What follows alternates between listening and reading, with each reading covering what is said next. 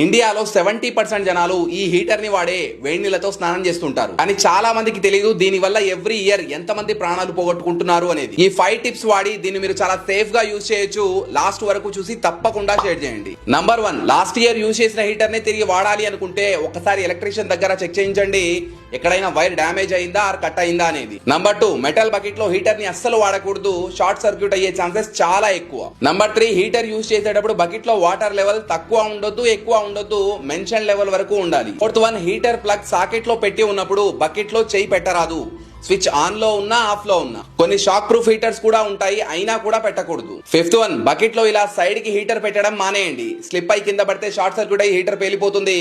ఒక కర్ర సహాయంతో ఇలా మిడిల్ లో ప్లేస్ చేయండి. ఇంకోటి చాలా చాలా ఇంపార్టెంట్, మీ ఇంట్లో చిన్న పిల్లలు ఉన్నా లేదా పెట్స్ ఉన్నా వాళ్ళని ఈ హీటర్ కి దూరంగా పెట్టండి. చలికాలంలో హీటర్ లేని ఇల్లంటూ ఉండదు. సో అజాగ్రత్తగా ఉండి ఎవ్వరి ప్రాణాలు పోకుండా ఉండాలంటే ఈ వీడియోని అందరికీ తప్పకుండా షేర్ చేయండి.